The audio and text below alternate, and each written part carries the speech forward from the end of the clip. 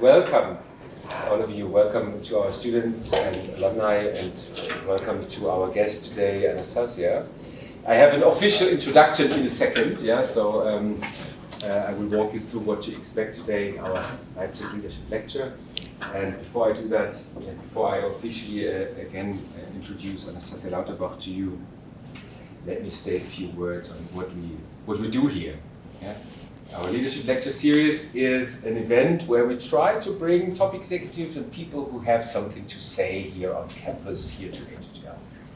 And those of you who join us here in the room and also online, you might have seen other previous guests here, which have been René Obermann from Warburg Pincus, Tim Höttges from Deutsche Telekom, the founder of DM, Drogeriemarkt, Götz Werner, and we had also Johannes Dehrmann, a former board member of the German Federal Bank here.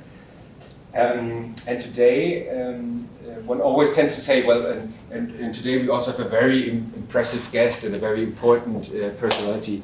But without doubt, I can say what Anastassia has to offer for all of us, not only from her CV, is truly impressive. So, Anastassia, it's a true pleasure to have you here with us today for the lecture.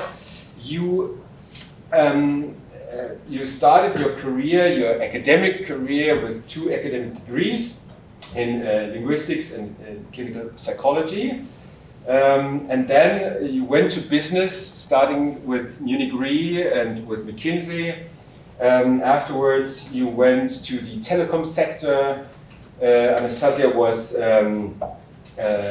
Vice President Strategy for T-Mobile International, and then you had positions at Deutsche Telekom and Qualcomm, where you were Senior Vice President for Europe. On top of that, you had and still have various board mandates, among that such companies as EasyJet, Dun & Bradstreet, also Wirecard. And today you are an entrepreneur and also executive coach. You do that among other things, where you focus on your corporate, which is AI Edutainment GmbH in Switzerland, with a very strong focus on bringing AI to the people and educating young people about the challenges and the opportunities of AI. Already with highlighting what you did in your CV, I guess I can give an appetite to the audience, saying this is a very interesting person to talk to and to listen to. And yesterday I had the pleasure to spend a few hours with you in a restaurant talking about what is motivating you and your ambition and all that. And you said, usually I'm a bit reserved coming to Germany and talking about AI because Germany is not open to the opportunities and resources AI puts on the table, and is reserved, reluctant, things are going well, and it's just not open to this change which is going along with AI. And here at HHL, here is a group of students, but also a group of online guests joining us, that is trying to prove you wrong in this regard, being open-minded, being curious, being ambitious, what to do with AI and what to do with the topics you mentioned. And I hope you end this lecture later on with a strong message that HHL people are not fitting this stereotype here. We're looking forward to your speech. We're looking forward to the input you share with us. And we have a typical structure that says content delivered by you, Anastassia, and then Q&A hosted by one of our students. Lara, if you would come here and tell us a few words on how you would like to structure the rest, that would be highly appreciated. This is the very last piece of input for me before I hand over to Anastassia and say the floor is yours.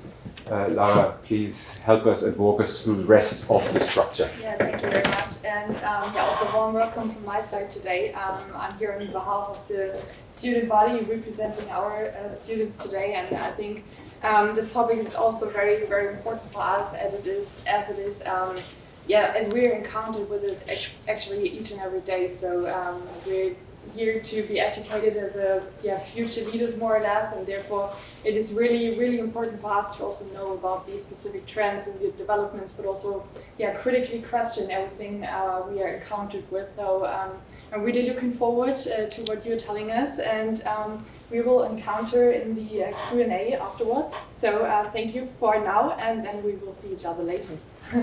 Fantastic. Thank you. So I have a very humble task to start with, because I need to defeat evolutionary biology. And I guess that you came here after lunch, which means that your neuronal connections don't really spike to form new paths, which will prevent your learning after lunch. And actually stomach is the first thing, or something which is similar to stomach, which an embryo is forming in any animal, regardless of a specimen. So this is why I am going to ask you whether we have mathematicians in the room first. Do we have people who studies math? No? No? Okay, I still will, I'm going to start with math. I apologize to everyone who is online, because I can't see your faces. I can't ask you to help me to resolve a mathematical issue here. And I'm showing you a photograph which I took in 2013 behind one particular Hilton hotel in New Jersey. And so one day I wanted to go to work. I came out of a door, and then I saw a parking lot with several seagulls. And you see 5 seagulls on this picture, which are positioned in a kind of a pattern. And what you can't see here, that there is a 6th seagull, which is flying above, intending to land. So my question to you is where this seagull is going to land. So what do you think? Just try, give me a guess. Yes? The seagull could land in the middle, or on the left turn parking spot. Okay, and someone else, any other guess? So let me ask AI now. And actually, so this is, we are kind of, researching randomness, so you use stochastics here. And indeed, if you ask AI about the landing pad of a seagull, it will most probably point out this very corner. And now we are not seagulls, and we are not AIs, we are humans. And actually, this answer is nonsense. Because seagulls land where they want to land. And most particularly, they are probably unaware that this is a parking lot behind a hotel. And unless I put some fishes or some bread pieces on soil, they wouldn't be particularly steering into some direction. I don't know much about the power of vision with seagulls. I know a lot about of power of vision with pigeons, and this is why I made a pigeon one of my protagonists in my book, where I translate AI from difficult to easy to understand and teach thousands of kids and their families about AI. But I would love to quote Pablo Picasso here. And he said, machines are quite stupid because they just provide us answers. So this is up to us humans to ask good questions. And this is actually what distinguishes good AI implementation from bad. Was it possible to ask a good question? And now I'm going to tell you a story from my personal life. And we are in March 2011. And on March 11th, 2011, there was a drastic event in the South Pacific. There was an earthquake producing a huge wave tsunami, which destroyed the biggest part of the Japanese coast. And on this day, 25,000 people perished in the sea. And it was massive devastation. You probably heard about the Fukushima event and radiation being released.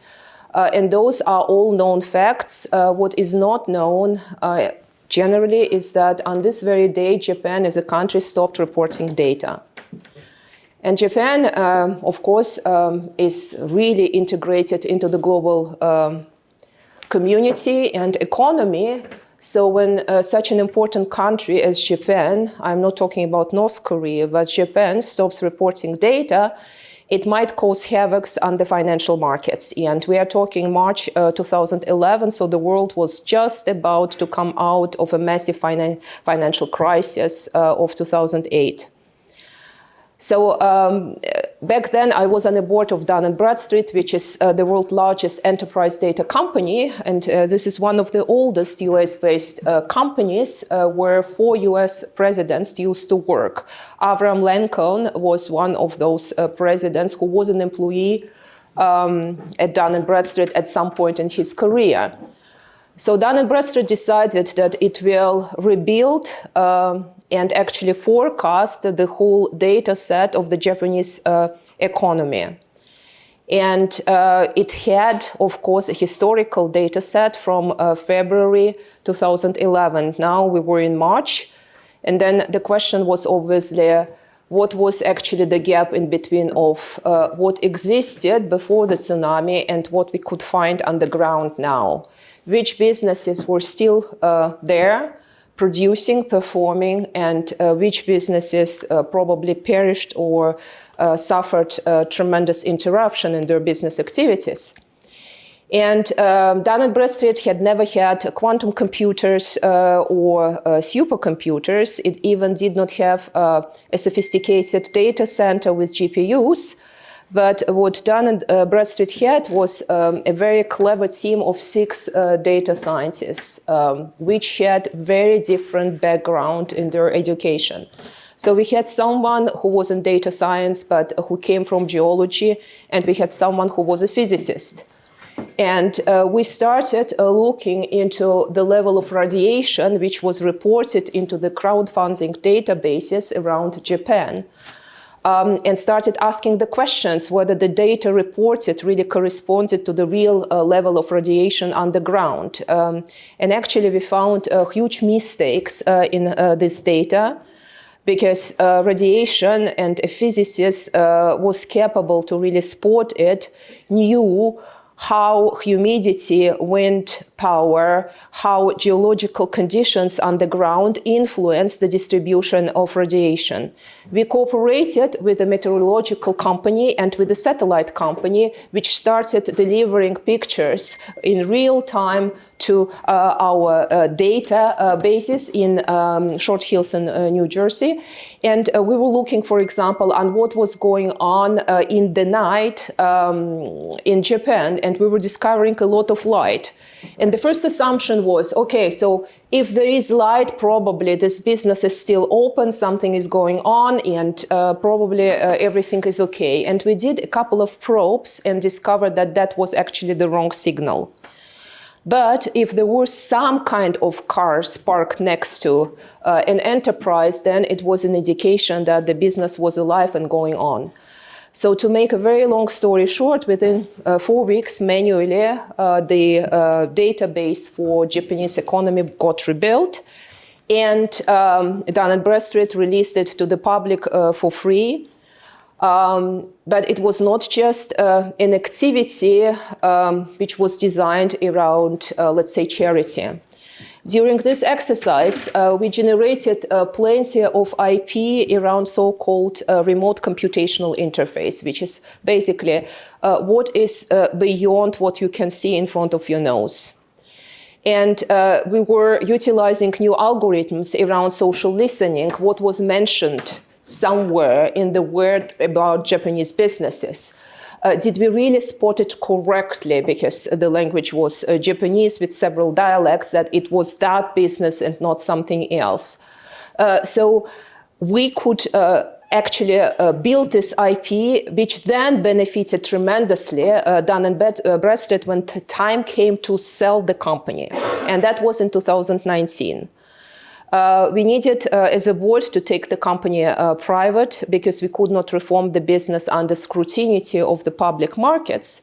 So we asked Goldman Sachs to advise us and to sell the business. And they came to us saying that actually you would achieve 20% of premium on this stock if you sell. And the board said no. And we started actually thinking about what was the value of the company if we took into consideration valuation of digital assets and IP. And we achieved, after 3 months of this exercise and talking to different buyers, a premium of 37%, which was a great deal for all the shareholders. And why I'm saying this? I'm saying this that AI, even if it's not done on scale, but in a very particular case, and AI algorithms provide tremendous value. And I'm here having someone who is one of the best AI researchers in the world, and this is Andrew Ng. He's a Stanford professor. He was behind building Google Brain. He was for 2.5 years in China at Baidu.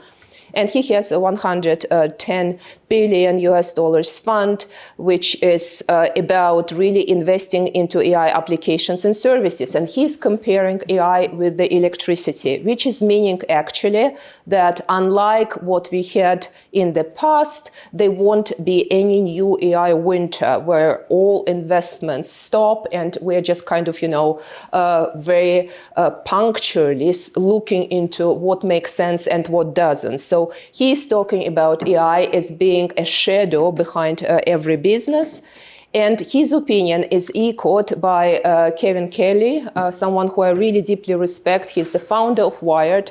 And he's saying the business of next 10,000 companies is very easy to forecast. You take X and you add artificial intelligence into the mix. But what does it mean if we look into the really existent businesses? And frankly, we need to consider something else here. And I'm starting using pictures, which are, by the way, AI generated. And this is a work of Berlin-based photographer and painter Julian, who imagined a vacation between two global leaders who were dominating the markets around 2011, 12, 13, and alike. And this is, of course, Barack Obama and Angela Merkel. Those two leaders are having good time. This is how generative AI work. Obviously, this is something which has never taken place. If you want to learn how generative AI works, ask me after this lecture. I will explain this to you in a very simple language, so your 6 years old at home would be capable to understand. So those two leaders could not be more different when it came to AI. And now let me kind of, come from just technology into the realm of politics and geopolitics. So let's start with Angela Merkel. Angela Merkel in 2013 famously compared internet to a virgin territory. And in 2013, by the way, we all enjoyed iPhone version number 7. Yeah. So maybe this was one of the reasons why why I'm so hesitant to come to Germany and actually talk a lot about AI. I spent most of my time in Asia and in the United States and in Canada. So internet being a new land for Angela Merkel in 2013, this is something which is really painful to remember. But we had other global leaders, of course, and we had one event which was a shake-up for many, many markets. And that was 2016 and 2017 delivery of a company, DeepMind, based in the UK, with the product called AlphaGo. And this program, AlphaGo, based on deep learning, out of sudden, was very unexpectedly for the world, won in the game of Go against Leo Sedol, who was the South Korea-based world champion in Go. And so that it was possible to win something like this tremendously shook up the mentality of people in Asia. And this very event seduced Barack Obama into commissioning several reports and asked the very question how AI technology, that powerful technology, might influence my economy in the United States and my labor market. So Barack Obama released 3 reports during the last months of his administration. I'm showing you just the 2 here. The third one would be about AI in national defense and in military. But one is actually AI and state of AI, and another one is actually the strategic plan for AI. Those 2 documents, which were born in the United States, they brought many waves around the globe, but not in Germany and not in Europe. But they reached China. And I am showing you here a picture which was taken with President Xi and President Barack Obama in 2011 or 12. This picture was banned in China. It got viral, so people loved it because on this picture, it was as if 2 leaders simulated a scene from Winnie the Pooh. Obviously, the Chinese leader disliked the comparison, and for this reason, the picture was forbidden. And actually, Winnie the Pooh was taken out of major media libraries in China due to this comparison. But President Xi, when a couple of years later, he saw the reports of Obama on AI, and he remembered the win of AlphaGo against Leo Sedol. He did something with this information. And actually, so this strategic win in Go was a Sputnik moment for Chinese artificial intelligence era. And people like Geoffrey Hinton, who is Scottish, who immigrated to the United States, spent most of his career there, is today Nobel Prize winner for physics. And Yosha Bengio, who is Canadian, works a lot in the United States. So those names, Andrew Ng, they became as famous as names of some Bollywood or Hollywood actors in China. And actually, she took those 2 papers, which I show you from the Obama administration. He translated those into Mandarin, and I read all the translations, and then actually I read the national AI policy of China, and this was more or less replacing the word United States with the word China.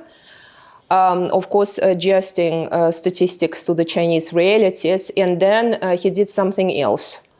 He put a number next to his papers on the state of AI in China and the strategic roadmap of AI in China. He put a number next to those papers, and this number was 150 billion US dollars. So those 150 billion US dollars investment had to transform China from what it was already dominating global markets in smartphones, into an AI powerhouse by the year 2030. Yeah, so quite an ambition. And by the way, in 2017, machine learning and AI became compulsory subjects to study in Chinese schools, starting with the 6th grade. Yeah, just to give you something to think about. Obviously, 2016 November, Hillary Clinton is losing an election. And then we have Xi, who is still there, who is studying Obama's plans and trying to do something with that. And then we have someone else, and this is Donald Trump and his first period, his first administration. And in 2017, Trump actually, who dislikes everything which the Democrats are doing, he took the Obama's plans and put it into cupboard. So China declared the new AI strategy to the world. Trump did not declare anything, but he did something else. And in 2019, he identified 50 quantum computing and AI companies from China and put them on a list of companies to avoid, not to serve, not to work with for the US companies. And actually, he started lobbying around the world, even with the European allies, for not working with those companies. And those were, let's say, most prominent AI players in China. And he was doing other things. He prevented China to access the most advanced semiconductors, which were designed in the United States. They might be manufactured somewhere else, but the design was happening in the United States. And he started an open war against telecommunication providers from China, particularly against ZTE and Huawei. ZTE first actually got banned from all US-based contracts because the company was accused of their dealings with Iran. And in Huawei's case, there was even an arrest of the daughter of the founder. She was kept under arrest in the United States for several months before returning to China. And actually, the campaign to forbid the use of Huawei technologies across Europe is still going on as we sit here and speak.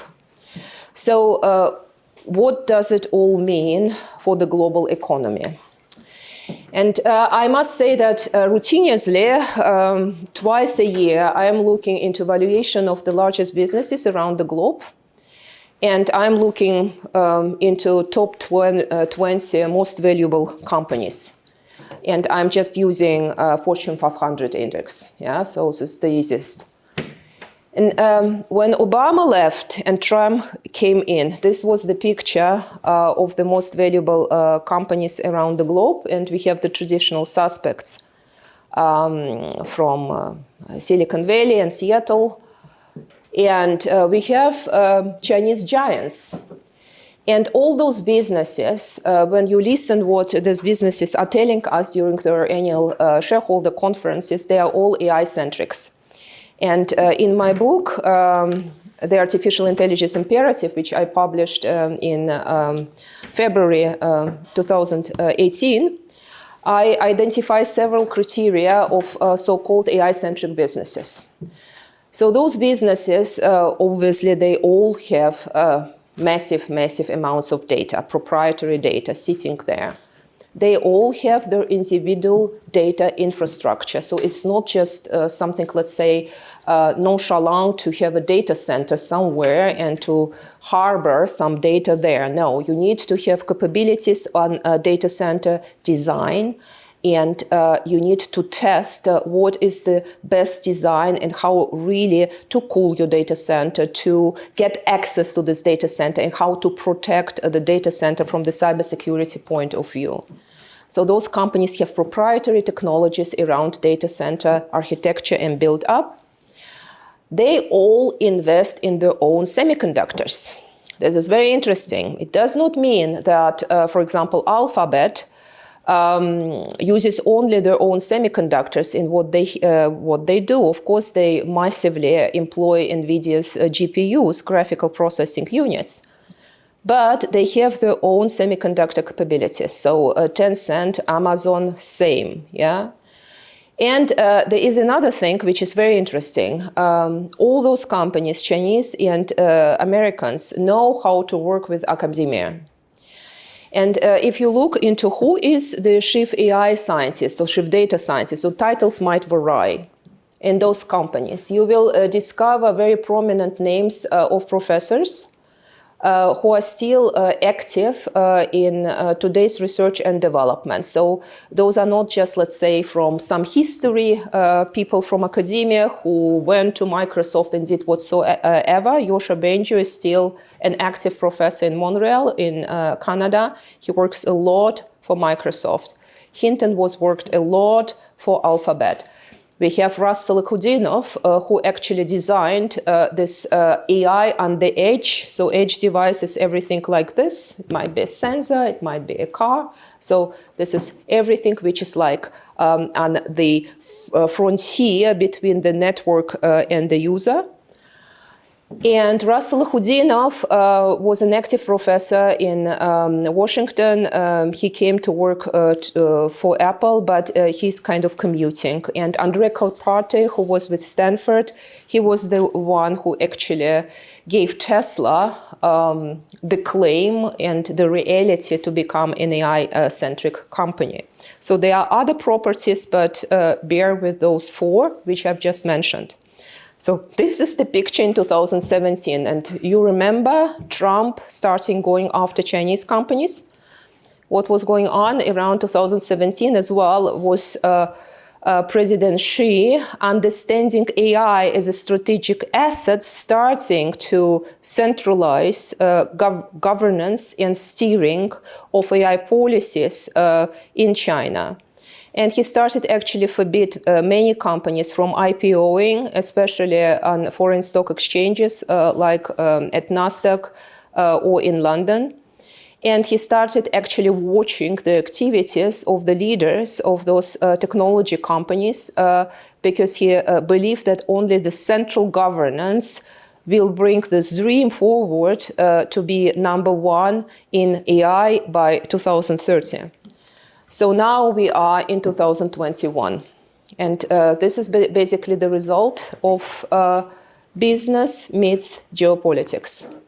And we see here that those names from China, like Baidu, like Tencent, like Alibaba, they exited the ranking of top 10 most valuable businesses in the world. Yeah?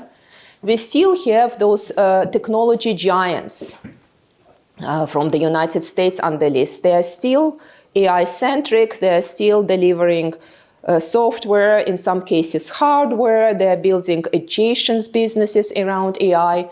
And we have a couple of newcomers. And one is TSMC, and this is not a designer of chipsets or silicon.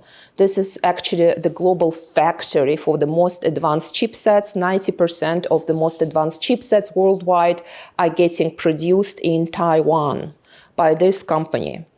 And yes, it's true that Trump and even Biden started asking TSMC to come to the United States and start to produce there. There are already some designed and half kind of executed factories, but of fabs. This is the language used in chipset industry. But the issue is this is tremendously complex. And semiconductor manufacturing is probably one of the most advanced manufacturing around the globe, with all the requirements which are going into executing something like this. And CEO of TSMC is saying actually it's not just about the wages, that obviously United States has very different labor pricing than Taiwan. But this is about qualification and actually desire of people to work in something like this factory. And it's much easier to serve, matcha latte in a coffee shop than to go on a factory floor and work there and produce semiconductors. Yeah, so cultural component is tremendously important here. And then, of course, we have NVIDIA, which started as a chipset designer.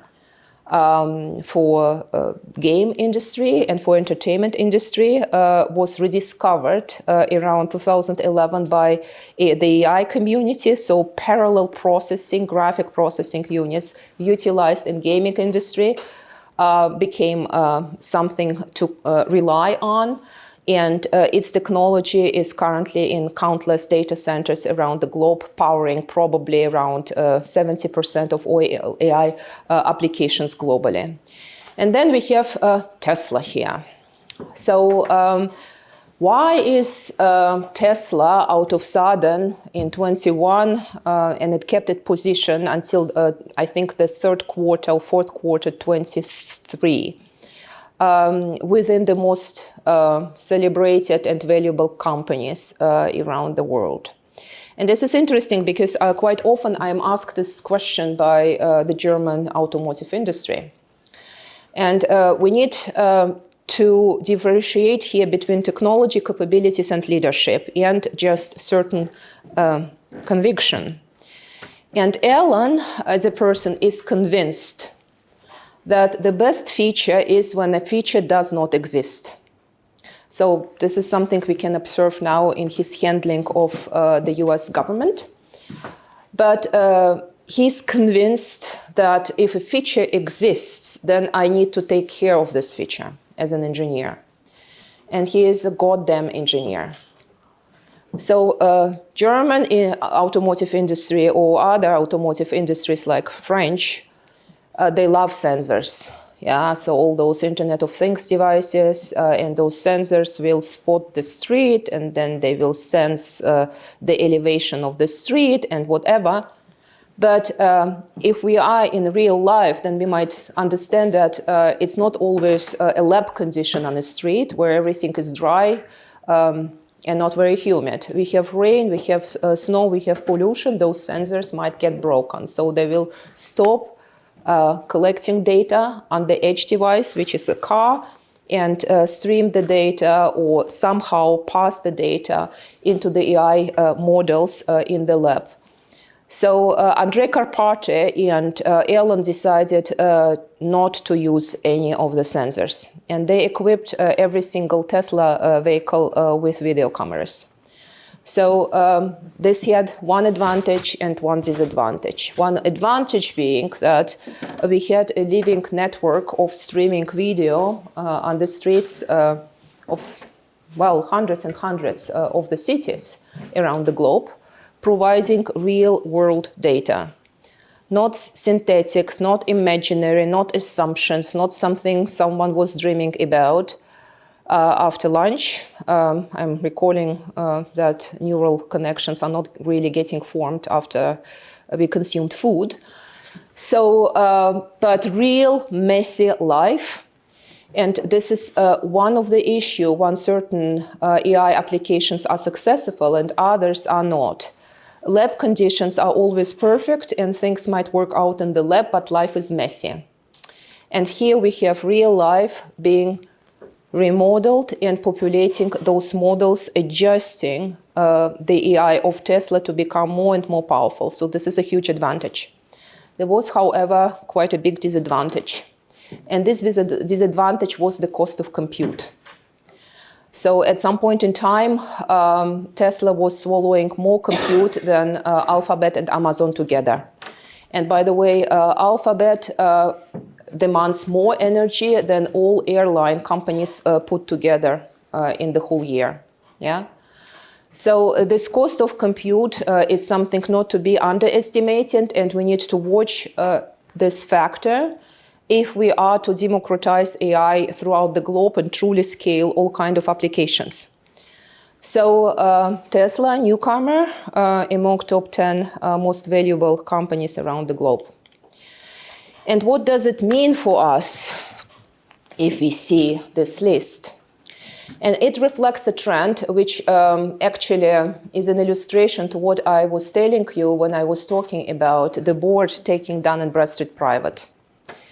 I was looking into valuation of digital assets around 2012 and 2013, and back then, the portion of digital assets in valuation of all businesses was in between of 12 and 14%.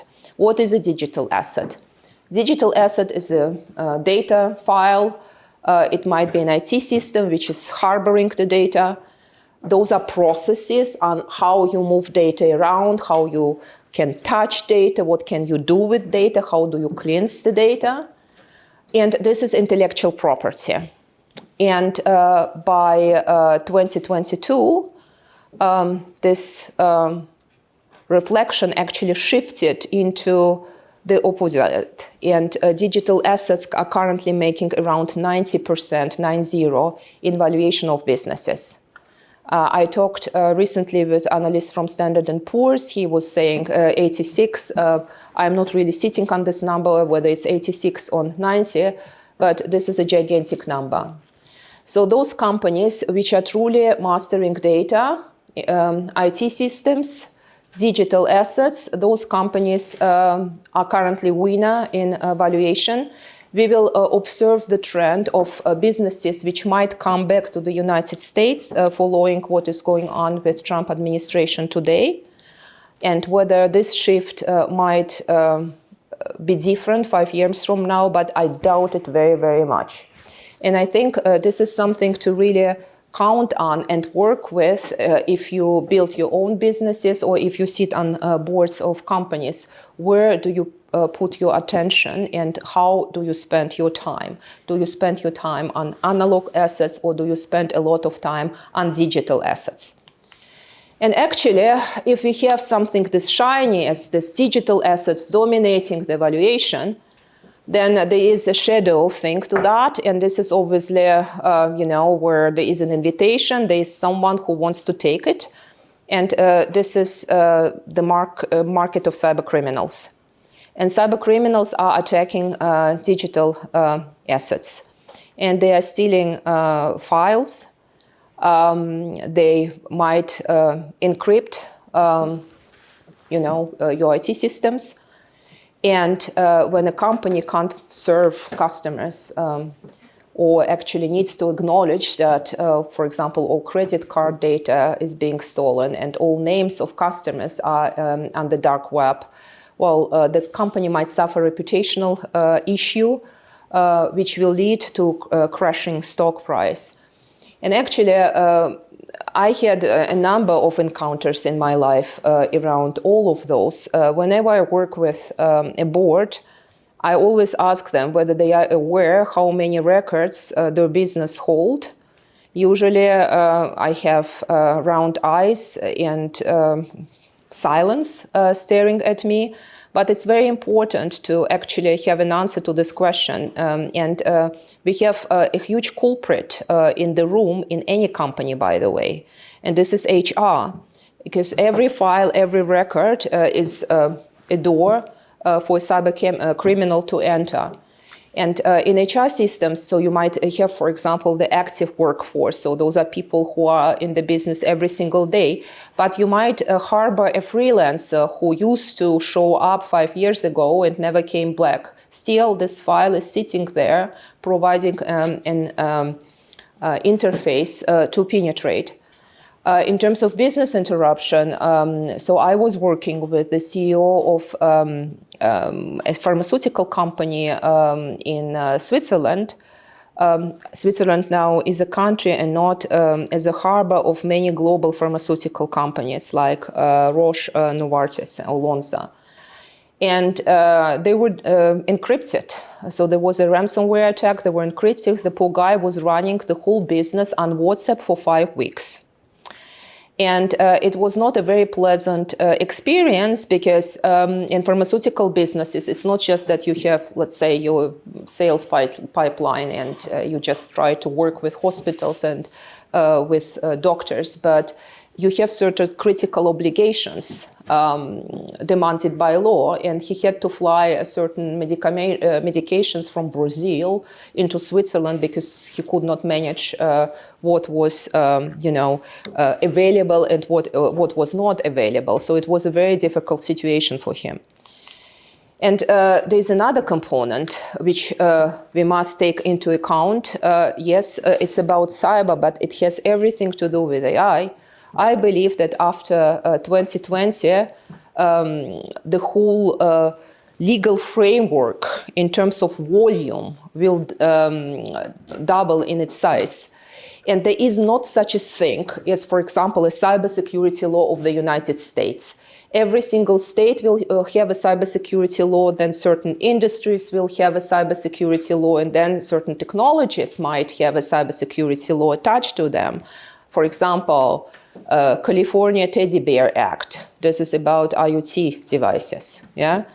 And it's a huge issue because with the explosion of Gen AI, the volume of digital assets might grow even further, providing the next interface to those attackers. And those figures, which I'm currently showing as an average, they will go up. Yeah, so we are talking today about 2.1 trillion US dollars of cybercrime as a whole market. This figure might be even wrong because not everything gets reported. And we are talking about the possibility of the breach of 30%. But frankly, I think with the proliferation of Gen AI and deepfake, we might move into 35 and 40%. And this is something which is truly close to my heart, and this is why I'm not tired to link cybersecurity to any AI conversation. Those two technology families can't exist without each other, and they go hand to glove. But when we talk about all this stuff, so let's ask, what is AI and what does it do? And actually, I'm on a mission to bring AI literacy into over 1 million families. And I'm doing this because I'm really fed up with nonsense which is being said and written about AI around the globe. And in German media, it's very rare that we find, let's say, a normal, down-to-earth article on AI in German newspapers and magazines. I'm not even going into LinkedIn and other social media. So AI as a technology family was born in the 40s of the past century. So the first AI chasing computer was built in 1949 by Alan Turing himself. And those technologies were there to mimic human condition and human cognition. So, for example, a human can see, so AI can see, so human can hear, so AI can hear, etc. And then these AIs, I love using AI in plural, so AIs, they might forecast certain things. So telling humans on what might be next, for example.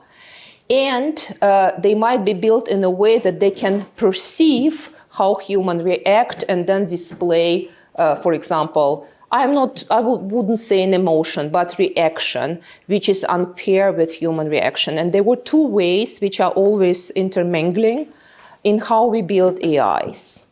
And the first way is really looking into the human brain. And the second way is applying mathematics and abstraction. And here's the thing, so contemporary AIs are still based on mathematics from the 40s, 50s, and 60s. So all known issues around models hallucinating were known in 1969. And what pains me a lot, standing here at a university, is that the world stopped investing into fundamental maths. So Google is mathematics from the 30s. AI is mathematics from the 40s and 50s. So we must invest into fundamental math, which means that our return on investment might come 50 or 70 years from now. But it's a must because we need to evolve as human beings and as specimen. And what is hot in AI today, obviously, Gen AI, LLMs. A caveat to you, large language models have nothing to do with language. And when I teach AI to kids, this is the first thing I'm teaching them, because I think it's a very different expectation whether you are conversing with something which is mimicking fluency, but has nothing to do actually with the medium itself, or whether you really have some mechanical friend out there responding you from some kind of a screen. What we are witnessing today and what we'll be witnessing in the next years is multimodal AI. So multimodal is always when you combine different type of signals and data. So for example, you might have a written word, but you might have audio and you might have video. So all combined gives you multimodal. What I am a huge believer in is embodiment and robotics. So I spent quite a lot of time on thinking about the nature of intelligence. And this is why I look a lot into neuroscience. And when I teach AI literacy, I teach this in parallel. So what was evolving in AI and math and what was evolving in neuroscience. So what was discovered and when and how those two fields cross-populated themselves. If you have this approach, you have huge eye-openers out of sudden. And I think that intelligence, in many circumstances, if we are talking about rat-similar intelligence or cat-similar intelligence, it has to do with embodiment. And then, of course, Gen AI, so you know Obama and Merkel having fun on the beach. This is a generative AI image by Julian, an artist. and we wouldn't bother. But Gen AI always works with synthetics, and it produces synthetics. And I was advising the creation of the 10th symphony of Beethoven. So Beethoven wrote only 9 symphony. He left us half a page of a scherzo, which we think could have become his 10th symphony. And actually, von Karajan Institute and some machine learners from New Jersey, they completed the 10th symphony with help of AI models. We had a fabulous composer who was helping us to decide what to take in and what not, and how to train the model. But this is a stream of tokens, which is music, yeah? As much as large language model is a stream of science, which is a spoken or a written word. Those are synthetics, which are involved and intermingled with real data. It does not hurt us. But the FDA in the United States, this is the institution which is actually deciding about drug and food safety, allowed last year to include Gen AI and synthetic into medical trials. And when I talk to statisticians, I'm not a statistician, they are saying, Anastassia, synthetics behave quite kind of funky. We still can't grasp what it is, but it's a very different behavior from real world data. We will see how it will play out 5 to 6 years from now, and what will happen with medications which will be incubated in the lab and actually tested within, let's say, a computational environment, and not as we had this traditionally with many cohorts of first animals and then human patients. So now let me come to something which I love showing in many AI lectures, and this is the explanation why I hugely dislike the European AI Act. So there are only 3 clusters of AI risks, only 3, and nothing what is displayed in media and what is being shared all over LinkedIn. And it has nothing to do that AI is going to kill us and take all our jobs and prevent writers from making money and whatsoever. So I cluster AI risk into 3 buckets. The first bucket has to do with design mistakes. So some design mistakes, so if I am a human modeler, AI, machine learner, and I make mistakes, so blame on me, it can happen. It's like with everything. But there's another issue, and this is something which is woven into all models which are based on deep learning and now on transformer architecture, so generative AI. I try to explain it very simplistically now. So modern AIs in those models are combinations of some clouds and some points. And if your task, this is why I ask good question, is within the realm of clearly defined points and clouds, you will achieve fantastic results. For example, breast cancer, X-rays. Yeah? It's a very clearly defined piece of images. And AIs are simply better than humans in identifying pictures which are, let's say, different. By the way, pigeons, and it was in study of 2015, can spot those differences on X-ray pictures of breast cancers better than humans. And this is why one of the protagonists of my children's book about AI is a pigeon. Obviously, pigeons were trained on X-ray pictures. They actually were better than 2 teams of humans. But of course, pigeons have no idea what they were looking at, right? So they were just seeing a pattern and some deviations. So when you are within a certain neighborhood of points and clouds which are clearly defined, and of course you have the history of training, then you will achieve remarkable results. When you go out of, let's say, this neighborhood into another neighborhood, so today you are in Leipzig and tomorrow you are in Tokyo, then out of sudden there might be issues. And those issues mathematically are described as distribution shifts issue.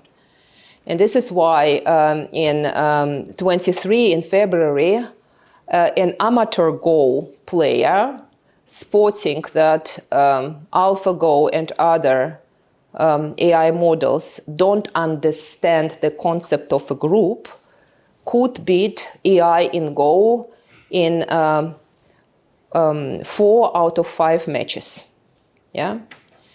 So AI does not know where it looks at. It does not know what is in front of it. It's solving certain patterns, and it's doing this remarkably well. But we can't expect AI from, let's say, writing Shakespearean poetry today and then doing my dishes tomorrow. So there might be AIs, 2 AIs or 3 AIs. So doing dishes, by the way, is really a very, very complex task. But it won't be one. And for this, AI is still remaining a tool, a very powerful, but a tool. It is a tool. So this is one bucket. The second bucket is obviously malicious intent. I don't want to spend too much time on this because we talked about cybersecurity. And the third realm of risks is so-called human in the loop. And this is really a case-by-case application, because we have conditions like in airline industries where machines and humans are coexisting and flying the aircraft side by side. And a lot is automated. We have China with telemedicine, so they must rely on technology because, for example, on 20,000 patients, there is just one Chinese human doctor. Yeah, so they must utilize automation, AI, and robotics just to survive, right? So when you just say blankly, I must have human in the loop everywhere, you won't come anywhere. And my criticism on the European AI Act that it doesn't solve any of those problems, but it adds on unbelievable layers of bureaucracy preventing European AI industry from thriving. And actually, costs of AI, of implementing AI, those costs are quite huge. So if you are a brilliant AI company, brilliant, so you master everything, you have the best people, you will spend 25% of your revenue line on compute. And you will spend 15% of your revenue line on top of that on cleansing your data. So what does it mean, cleansing data? For example, in New York, there's a fabulous AI company doing just one application, and this is scheduling meetings, and it's Amy AI. There are 160 people working in this company, 90 of those are only cleaning the data. And it's just one application. So it shows the extent of an issue and the level of magnitude of the problem. And this is why, for example, Venezuela as economy is surviving right now, because I would guess more than half of Venezuelans are cleansing data for companies such as Alphabet, Baidu, or Amazon. Yeah.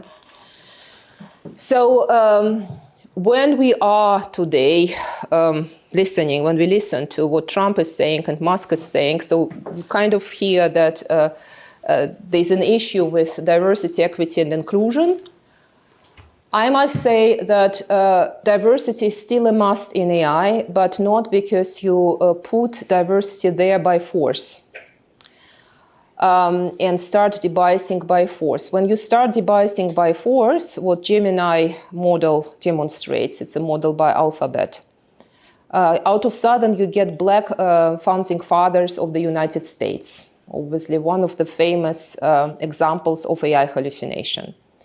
But you need to invite, of course, women, people of color, minorities into the pool of those doing AI research and development, because it improves the product. It improves how we humans perceive the world around us when we build something as complex as AI. And of course, a huge champion of this diversity behind AI is Fei Li, who is one of the best computer vision specialists around the globe. She worked with Stanford, she worked at Google, she is having her own AI company today. She's working closely with Melinda Gates in AI for All Foundation, which is busying itself with attracting girls into AI after the 9th grade in school.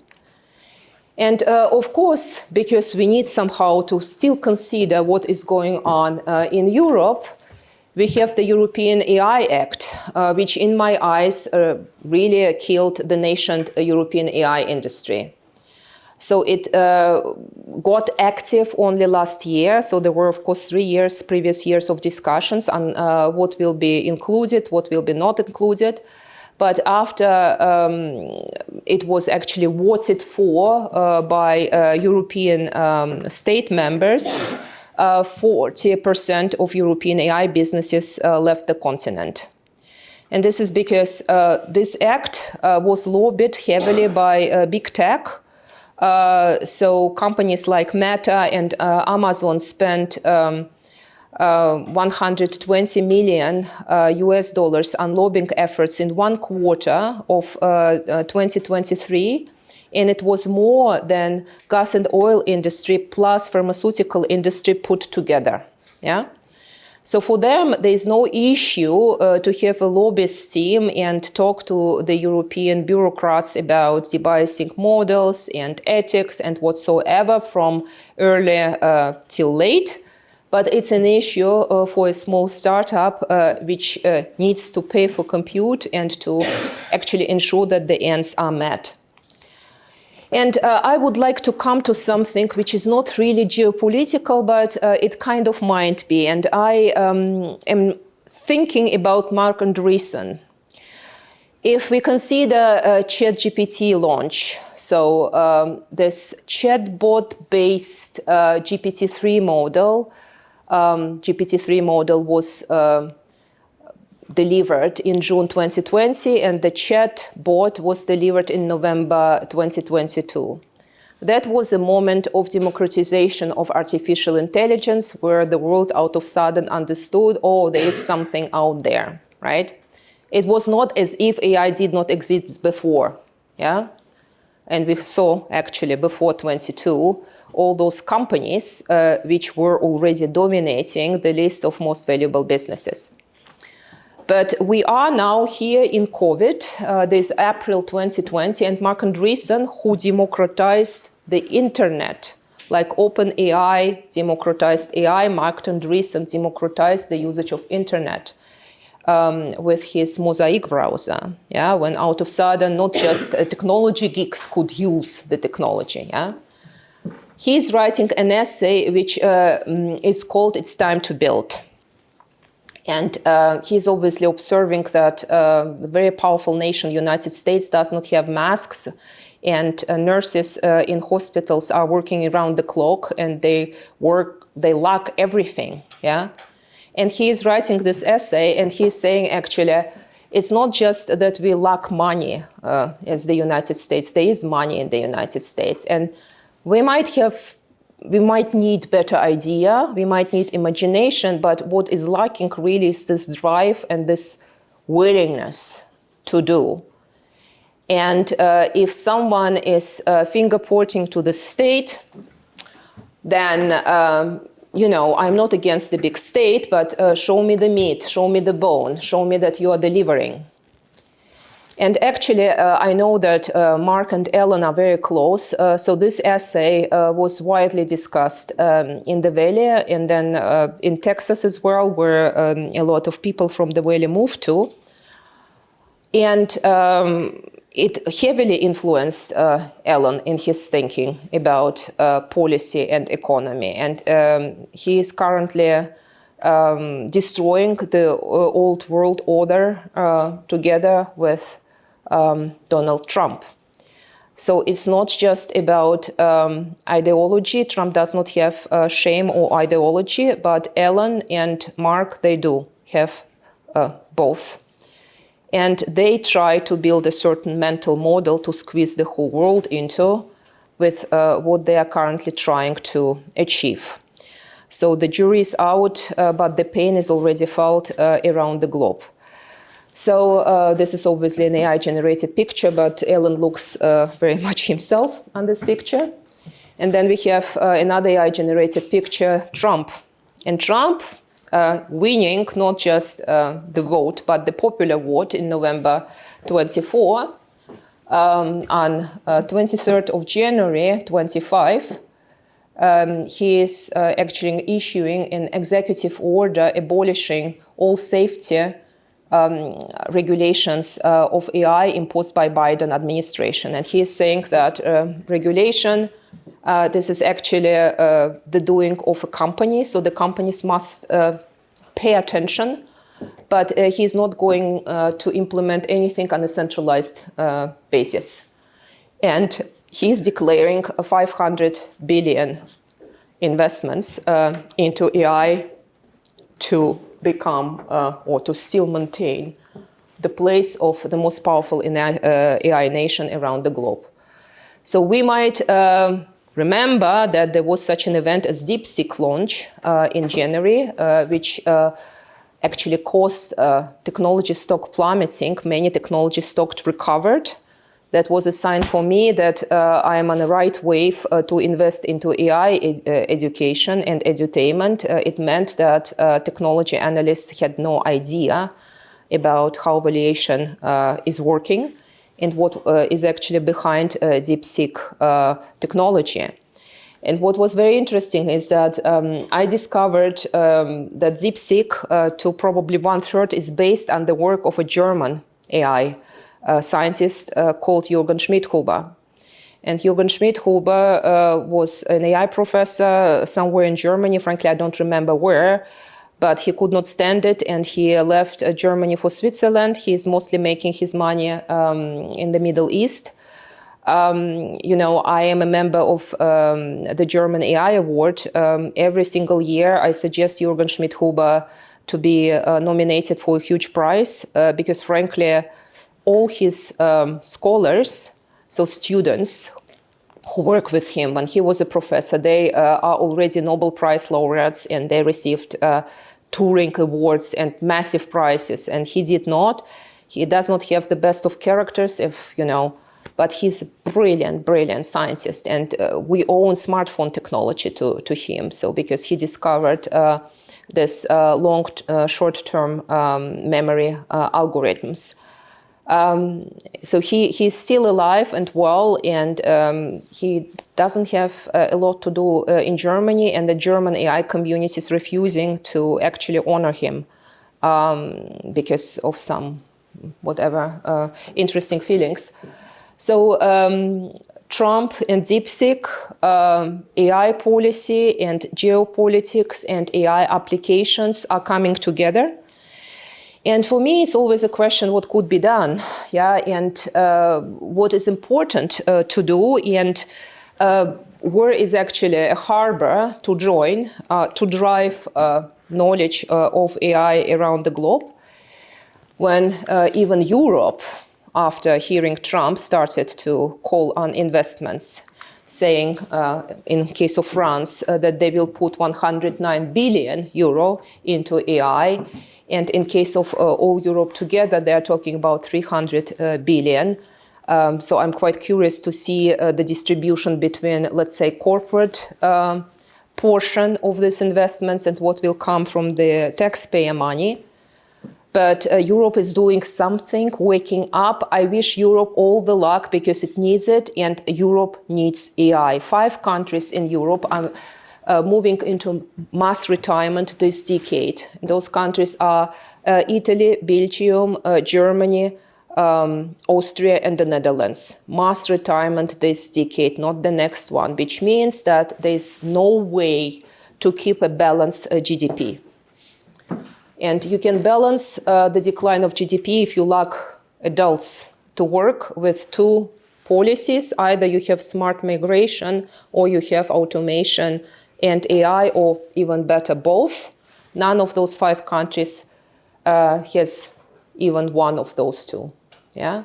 So I'm very worried, and unfortunately, I need to quote Vance here, who said to European leaders in February that in Europe, unfortunately, democracy was replaced with bureaucracy.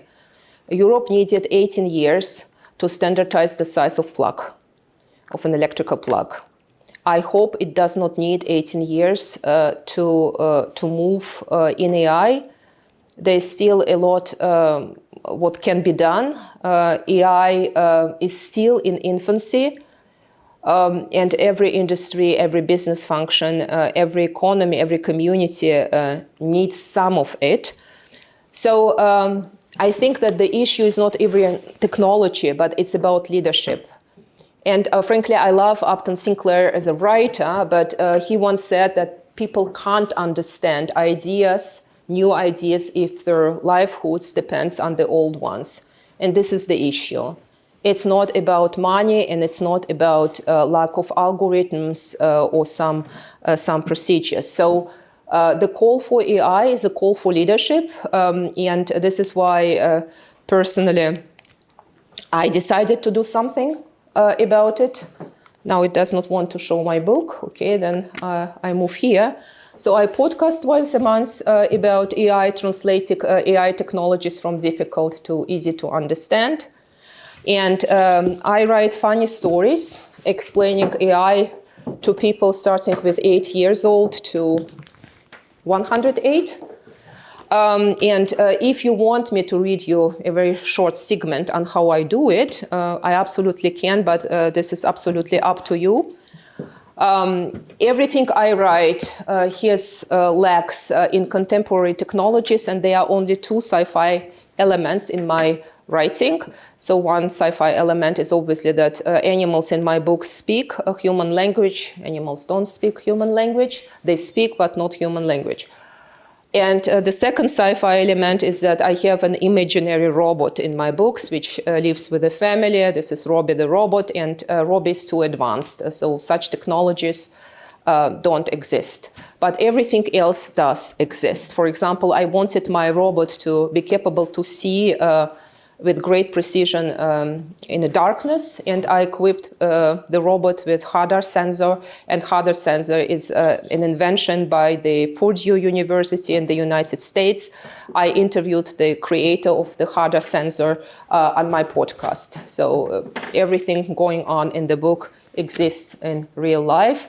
And I connect my narrative to a scientific appendix where I really try very hard to explain stuff like Markovian decision chain or quantum entanglement in very, very simple language.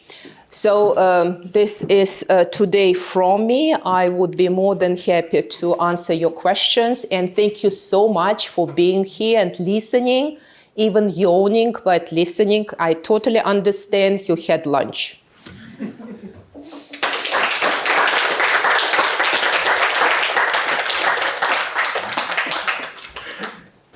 All right, so thank you first of all for your thought-provoking insights. I think it was a very interesting topic for all of us. Maybe I directly jump in with a more personal coincidence to the Beethoven story you mentioned. Actually, I attended a piano concert last evening, and he played the AI Beethoven Symphony. Yeah. So it was a really funny story, by the way. But yeah, first of all, thank you very much again. And I will now open the discussion for everyone. Gathering your questions to you. And if there are already some questions, please. Well, I mean, first of all, thank you for the pretty interesting lecture. But we so far only talked about opportunities and potential things governments and corporations need to do. But we haven't talked about potential risks. So I would be interested in potential risk associated with AI. Yeah, so I was trying to show you actually a taxonomy of AI risks, which could be classified in 3 baskets. The first basket of risk is actually design mistake. So some mistake might be human because you are working in a lab, you are designing a model, and you just commit a mistake, which happens everywhere. But they are risks which are woven into the fabric of AI. And this is actually in the fabric of deep learning models and every model which is based on so-called transformer architecture, which is Gen AI. So those models, whatever OpenAI or whoever will tell you, will always hallucinate. You might reduce it to a certain degree, but those models will always hallucinate. How to overcome the issue? You can overcome the issue in two ways. Either you really strictly understanding where you're applying it, and you change the architecture. And this is when I'm saying that we require investment into fundamental math. This is an issue about actually thinking about alternative architectures. So far, there was a paper of, I think, 2010 or 2011 about the power of data. So the quality of algorithm doesn't matter, just throw more and more data into it. Nope, the quality of an algorithm should matter, but it doesn't matter in the given architecture. So this is why I was trying to explain about those clouds and those points. In terms of biases, so AI models are biased, full stop. And if you try to debias it, of course you can. But it means you bring some level of artificiality into the history. For example, in, I think, 2015, Google was training its AI on images, on faces. And Google's AI in 2015 started to put a label gorillas next to black faces. So an obvious insult, but the model did not know what it was looking at. So Google implemented tons of effort to debias historical data sets. And out of sudden, Gemini, which was a response to OpenAI ChatGPT 3 in June 23, provided us with black founding fathers of the United States, which is, of course, a nonsense. Yeah. So this is something which everyone can stop. So my husband is a surgeon. We asked ChatGPT in January 23 whether he could operate in the kitchen with Christmas cookies. And ChatGPT told us, go ahead. This is a great idea. And by the way, the seductive smell of cookies will keep a patient nicely smooth and asleep. So there are examples like this at a huge level of magnitude. You can, let's say, avoid it only at a certain level. And then, of course, cyber criminals using deepfakes, this is a huge risk. And if you don't invest into cybersecurity, and if you don't understand cyber exposure of your company, blame you, not blame your AI.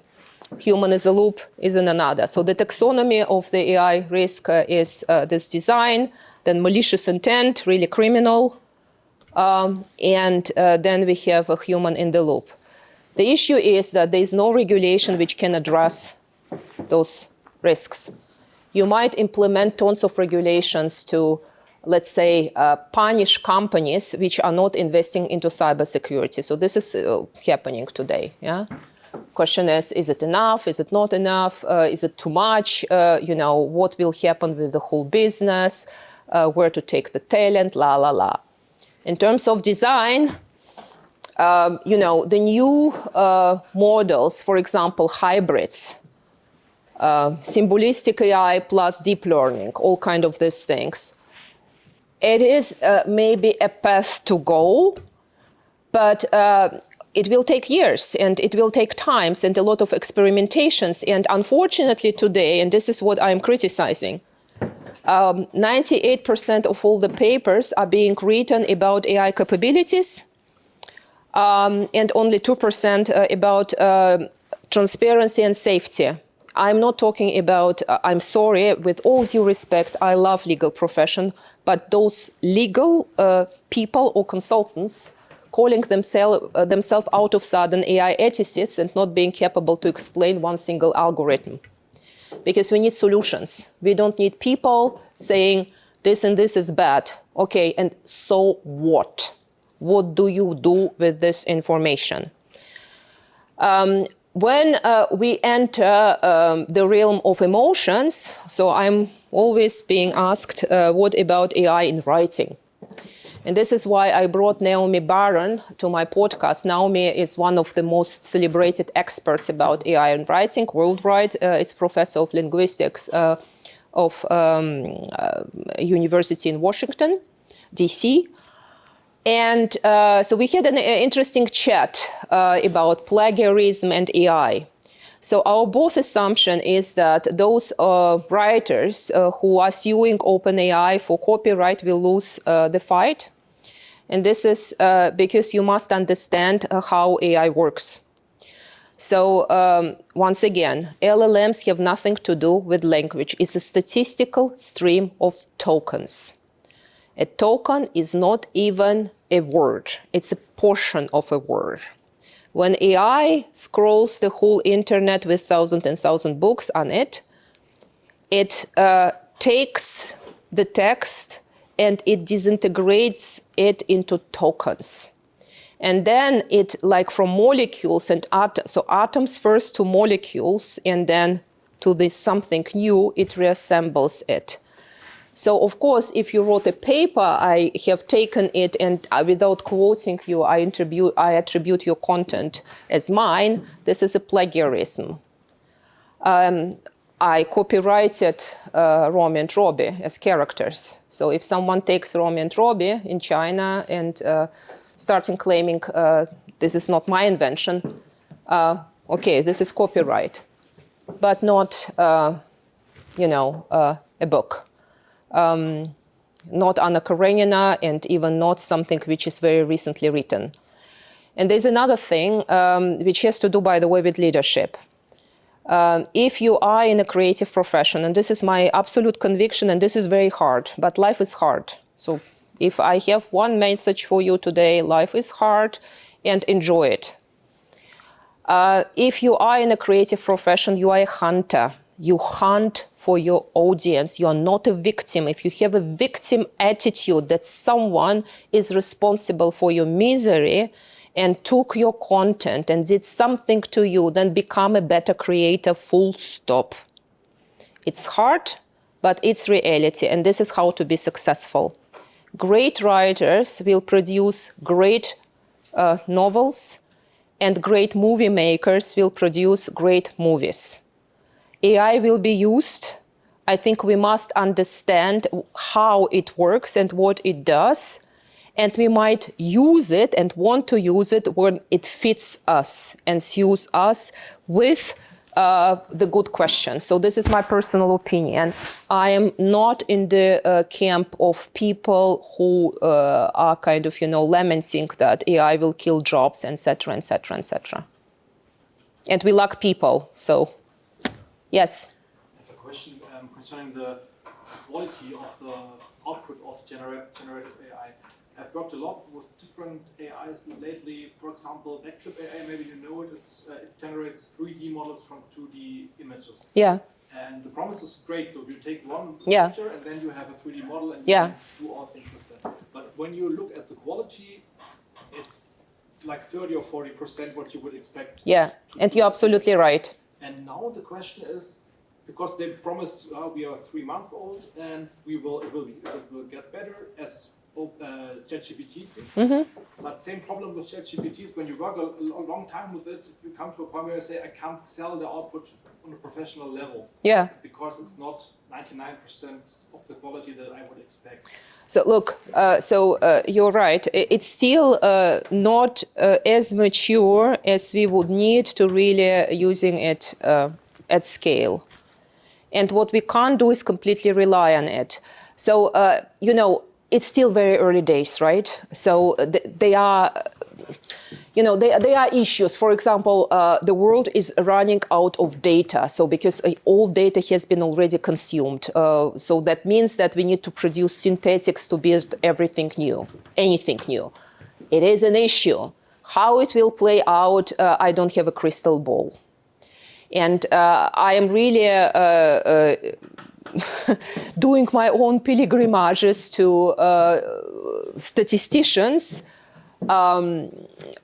and I'm asking them this very question. There's a professor of statistics and stochastics in Zurich who is busying himself with this question. So where is the border? So did we hit the wall with the current approach, with the current architecture? I am very observant about the quality of code, yeah, because the promise is that people, so that English will be the coding language, not Python, not C++ or whatever. So I am looking what GitHub is saying. The quality of code deteriorates. It's like the quality of writing of students, forgive me, deteriorates because too many people use AI without using brain, yeah. This is what you have if you rely without thinking. So this human agency is becoming more and more important in the age of AI. That means it's not less of human, but more of human and a better quality of human. I think with multimodal, so the issues which you are currently mentioning, they might be improved. Yeah, because AI, out of sudden of limitation of just images, will receive something else to learn from, but it won't reason. And for example, so how stupid contemporary AI is, it's very powerful. Protein holding, brilliant. So the recent Nobel Prize in chemistry for Demis Hassabis and the team, so DeepMind, brilliant, really saves tons of time to every pharmaceutical company and every researcher, biologist, evolutionary biologist, etc., biotech company. But it still has an issue to recognize an image when it's slightly kind of, blurred and whatever. And I read yesterday something about brain development as an evolutionary thing. And I learned that fishes can absolutely recognize images when they are turned. For example, a human child will always recognize a cat even if you show the cat upside down. Yeah. Fei Li trained ImageNet on cats and dogs. So this is why cats are very, very important and dogs as well. It took her 3 years to teach AI that cat normal and upside down is still the same cat. A fish can absolutely recognize an object, whether it's turned, flipped, etc. This is absolutely amazing because fishes don't have the same level of evolved brain as mammals, yeah, like cats, dogs, apes, or humans. So we still do not know many things. I think still quality is an issue. But if you apply AI on case by case with strict conditions, with strict questions, you achieve wonders, yeah, in any industry. And this is why I'm a huge supporter of AI being developed. But I think we need to walk into the age of AI being very, very clear-eyed and really training our cognitive capabilities as humans. I hope it partly answers your question. Anyone else? Yes? We also, sorry to interrupt, but we also have a question online. Maybe yeah. We can also let someone speak online. Please. Adrian, I don't know if you can hear us, but you can also forward your question, or I can read it out loud. 3, 2, 1, I will read it out loud. So Adrian has the question. I recently read the number that globally less than 20% of the companies are using AI in their business processes. His question is, what holds companies off from leveraging AI and how to speed up the adoption of AI in this company? So obviously the question is on behalf of incumbents, right? So obviously tech companies, of course, they use some part of, some flavor of AI. And remembering myself at Munich Re, we use linear regression and Bayesian networks every day without calling them AI. Yeah. But today, out of sudden, you can find those basic stats methods on all kind of AI maps. So what holds the company back is truly knowledge. And I'm always talking about the magical triangle, which I hope not is a Bermuda Triangle, which is the strategy, then implementation and talent. So you can't just start widely using AI, because the question is why? Why? Yeah. You might not need AI to answer a particular question, but you must identify where are your levers of competitiveness and how automation or a simple AI or whatever AI might solve your problem. So I sit on a board of quite a large steel manufacturing company. And this company, per leadership decision of the owner, it's in private hands, they said we will achieve 10% EBITDA impact by using new technologies. So I'm not talking about old IT technologies, because ERP and whatever, it has been already implemented to do processes better, to I don't know what. But we are looking into every single corner and asking, should we implement what can be touched? And we are discussing what I called vintage IT. So this is nothing shiny and tremendously new, what we have there. And still, there is a call. So this is what is our ambition. Being ambitious is tremendously important. And we will do everything we can to close the gap, to optimize our bottom line, and hopefully at some point in time, our top line, right? So look into how can automation, machine learning, AI, or very rudimentary stats technologies and methods help my competitiveness. So this is the question number one. Question number two is, do I have a data understanding and strategy in my business? Where does this data reside? Who is touching it? Is it only siloed, or do I have some infrastructure where I can, for example, have a data lake of any kind and do unstructured data analysis, blah, blah, blah. And then what is my talent? And when you are through these diagnostics, then you can start calling the shots and really building a roadmap on what to do. Bearing in mind that it might be costly and it might take time. It's still worth it. Thank you. You had a question. Yes. We work a lot with ChatGPT and Perplexity and such tools daily, and something I've noticed, and also from discussions with classmates, is that very often these tools are incapable of challenging you. So you kind of confirmed it with your story about your husband, how you asked if he can operate in the kitchen and just said yes. So very often it's very agreeable. Is there a point at which these tools will start to become more critical or more challenging, and they will not always just automatically tell you yes, and you always have to ask them, are you sure about that? And only then it reconsiders its answer. So to my knowledge, there are tools which are challenging a person, for example, educational AIs, which are training a student, for example, to be better in Mandarin speaking or in math. So there are such tools. Perplexity, this is, for example, an AI I'm using on a daily basis. And when I was writing the first book of the Romy and Robbie series, I asked Perplexity to always give me 10 sources of video tutorial about one and another subject, because how should I know? Yeah, I'm biased. I will always go to MIT, but maybe there is something small which still deserves some attention, right? And then I was looking through the sources and I was picking 3 out of 10, right? So, but in terms of GPT and Perplexity, it was not designed to challenge you. So you can tweak the parameters. So there's a parameter in every LLM called the room temperature. So you can tweak it to receive a more, I don't want to use the word aggressive, but more, let's say, challenging type of AI, but it was not the purpose.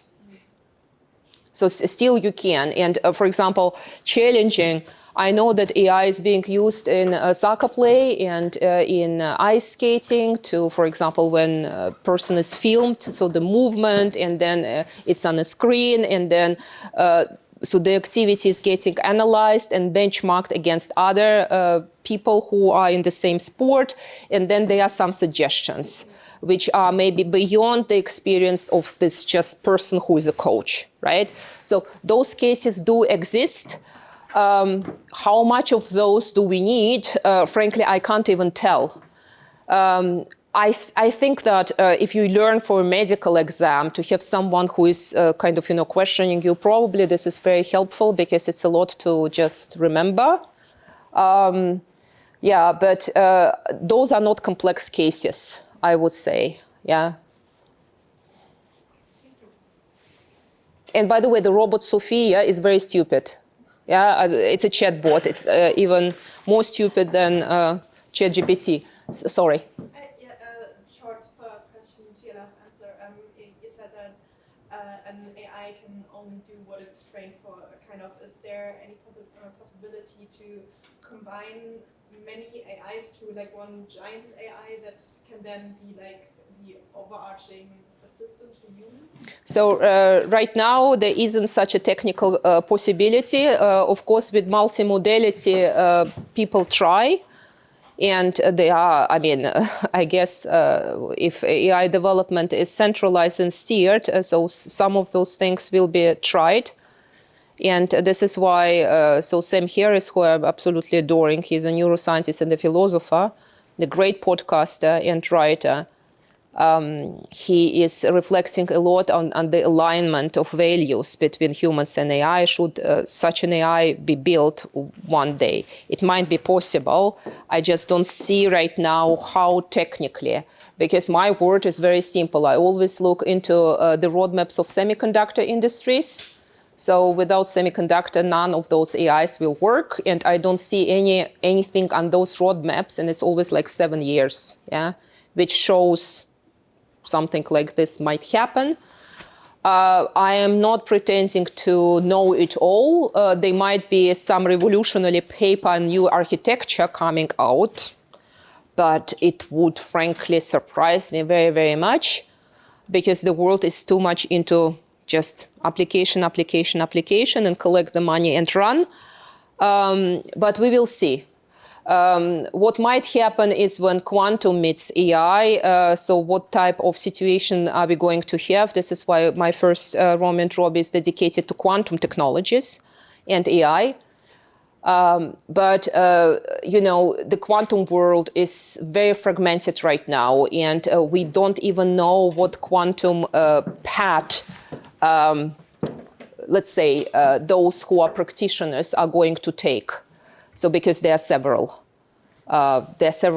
very different technology paths where to go, and developing and executing those technologies is widely expensive. So watch this space. But I think it's very valuable to ask those questions. And I've been approached by the University of Albany. It's called in New York State. And I did a podcast with a literature professor on sci-fi. So they want to teach my Roman Trobi book in the creative writing class. And so we are currently looking into how to systematically look into philosophy, literature, history of film, and actually really systematize scenarios on our life with AI. And what does it mean? And I think it's not just about technology development, but it's about what makes us humans unique. Yeah, and what do we need to be, and how should we progress? Yeah. So for this reason, keep asking those questions on multimodal AIs. You might receive several answers, and probably in the middle of all of this would be the truth. Yep. Anything else?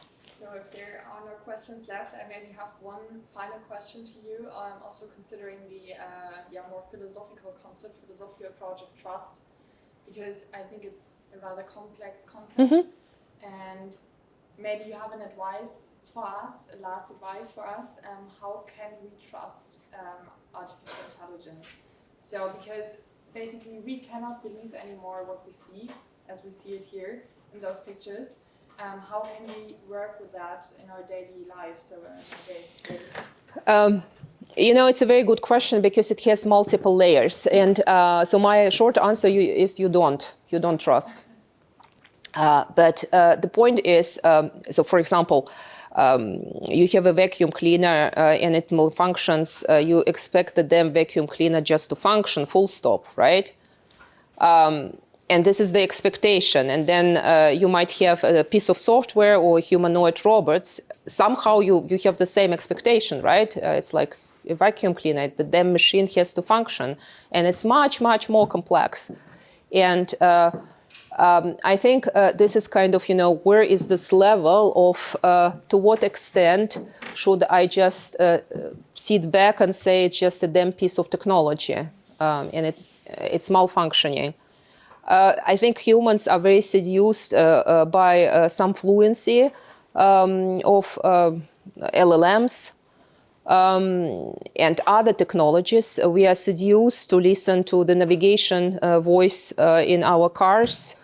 And sometimes we need to see, actually, this is not the best path forward. I should actually go differently. Yeah.